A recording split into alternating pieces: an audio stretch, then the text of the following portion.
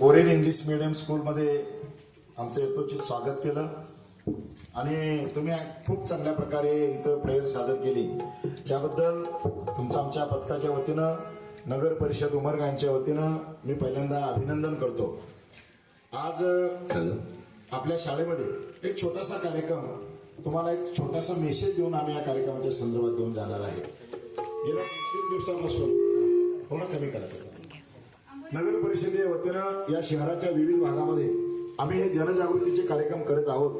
खास मंगळवेळेवर आम्ही तुमच्या या नगर परिषदेला या शाळेला भेट देण्यासाठी आलेलो आहोत। अनेक शाळांमध्ये जाऊन मुलांना विद्यार्थ्यांना स्वच्छताविषयक संदेश गावागावात चौकात लोकांना ही अवेअरनेस कसं करावं याच्या संदर्भात हा कार्यक्रम तुमच्या शाळेमध्ये होणार आहे।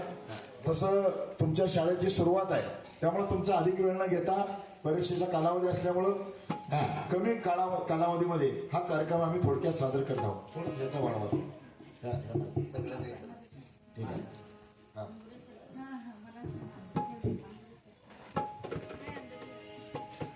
ही आवडते मज मनापासून शाळा लाविते लळा जसा माऊली बाळा। तसंच शाळेमध्ये बघा तुम्हाला चांगल्या प्रकारचं शिक्षण मिळतं। घरामध्ये आपली आई आपल्याला शाळेला येईपर्यंत आपली सगळी तयारी करण्यासाठी मदत करते, पण शाळेत आल्यानंतर आम्ही या बाजूला कट्ट्यावर बसलेली जी लहान चिमुकली मुलं होती ही तुमच्याबरोबर अतिशय चांगल्या पद्धतीने प्रार्थना म्हणत होती, त्याचा खूप अभिमान आम्हाला वाटला। लहान वयापासून अशा जर आपल्या सवयी जडल्या तर भविष्यामध्ये चांगला सक्षम नागरिक होण्यासाठी दुसरं तिसरं अजून काय व्हावं लागतं हे यातून आम्हाला कळून चुकलेलं आहे। आणि म्हणून तुमच्या या ओरियन इंग्लिश मीडियममध्ये जे संस्काराचे धडे दिले जातात हे भविष्यासाठी तुम्हाला निश्चितपणे उपयोगी पडणार आहे। तर नगर परिषद उमरगा यांच्या वतीनं आमचे टीम प्रमुख आदरणीय सतीश कांबळे सर यांच्या मार्फत आम्ही गेल्या 3 दिवसापासून संपूर्ण शहरामध्ये वेगवेगळ्या ठिकाणी स्वच्छताविषयक जनजागृती करत आहोत।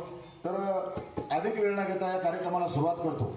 तर मुलांनो, आपल्याला संत गाडगेबाबांचं नाव माहित आहे? स्वच्छता विषयक काम त्यांनी खूप केलेलं आहे। संत गाडगेबाबा आणि राष्ट्रसंत तुकडोजी महाराज तर यांचा पहिल्यांदा आशीर्वाद घेऊया आणि या कामाला सुरुवात करूया।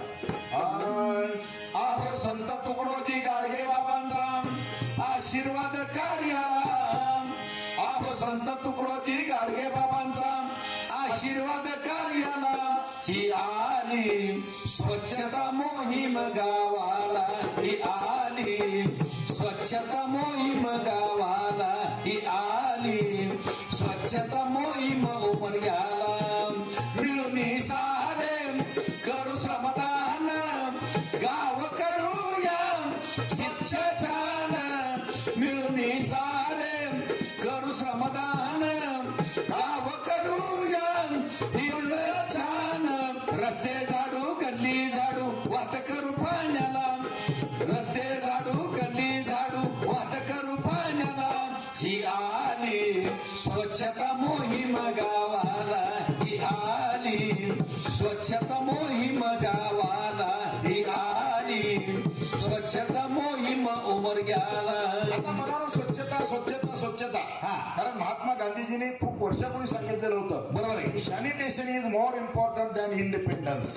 स्वच्छता ही स्वातंत्र्यापेक्षा खूप महत्वाची आहे, बरोबर आहे। म्हणजे आपल्या देशाला स्वातंत्र्य मिळण्यासाठी कितीतरी वर्ष कष्ट घ्यावं लागलं, बरोबर, पण आज स्वच्छतेत राहा, स्वच्छतेत खा, बरोबर आहे, हे सांगण्यासाठी आज 75 वर्ष स्वातंत्र्यानंतर झाली, तरी पण आम्हाला लोकांना सांगायची वेळ आहे, बरोबर आहे। तुम्ही घराघरात गेल्यानंतर हा स्वच्छतेचा संदेश आपल्या घरापर्यंत द्यायचा, बरोबर, तुम्ही स्वच्छतेचे जे दूत आहात। बघा, आपल्या वैयक्तिक स्वच्छतेपासून आपण जर सुरुवात केली, आपण ज्या घरात राहतो ज्या परिसरात राहतो तिथं अनेक प्रकारची अस्वच्छता केर कचरा निर्माण होतो, बरोबर आहे। त्यात आपल्या घरात आणलेला पालेभाज्या असेल, भाज्यांचे देठ असतील, बरोबर, केळाच्या साली असतील, फळांच्या साली असतील, आपण ते खातो आणि केळाच्या साली फेकून देतो, बरोबर, असं तर नाही चालणार। आणि म्हणून हा कुजणारा जो कचरा आहे तो एका बाजूला आपण जर टाकला तर त्याची योग्य विल्हेवाट होणार आहे। नगर परिषदेच्या वतीनं आपल्याकडे जी घंटा गाडी येणार आहे, बरोबर आहे, तर त्यामध्ये ओला कचरा आणि सुका कचरा, कुजणारा कचरा न कुजणारा कचरा।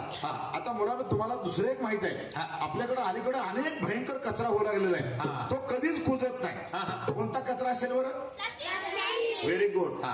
प्लास्टिक. हा. आता आम्ही लहान असताना बघा आता मी ज्या वेळेला लहान होतो हो. त्यावेळेला मी दूध किटलीत आणतो, दूध किटलीत, तेल बाटलीत आणतो. तेल बाटलीत, आता आम्ही दूध कशात आणतो? कॅरी बॅग, तेल, कॅरी बॅग, भाजीपाला, carry bag, medical, carry bag, किराणा, कॅरी बॅग, कपडे, कॅरी बॅग, हार फुलं, कॅरी बॅग. भजी, जिलेबी, चिवडा, वडापाव सगळं सगळं सगळं सगळं कॅरी बॅग मध्ये आणायचं. आणि आपण काय करतो? भजी जिलेबी खायचं, खायचं. पिशव्या फेकून द्यायच्या. पण या फेकून दिलेल्या प्लास्टिकच्या पिशव्या हा. गटारामध्ये जाऊन पडतात. होय. गटार तुंबतात. बरोबर आहे. तिथं पाणी अडवलं जातं. होय. मग डासांची निर्मिती होते. हा. मग डास आपल्या उंचावतात. बरोबर. आणि आम्ही आजारी पडतो. हा. दुसरी गोष्ट, ह्या प्लास्टिकच्या पिशव्या हा. समजा जनावरांना खाल्ल्या, बरोबर आहे. तर जनावरांच्या पोटात प्लास्टिकची पिशवी पचेल का? नाही पटत. त्याचं नैसर्गिक विघटन होईल का? नाही होत. होणार नाही. हा. मग जनावर अशी झिजून झिजून झिजून झिजून भरून जातात. बघा एकदा एक प्लास्टिकची पिशवी हा. किती घातक आहे. बरोबर आहे. म्हणून हा. हा प्लास्टिकचा जो कचरा आहे, हा. मी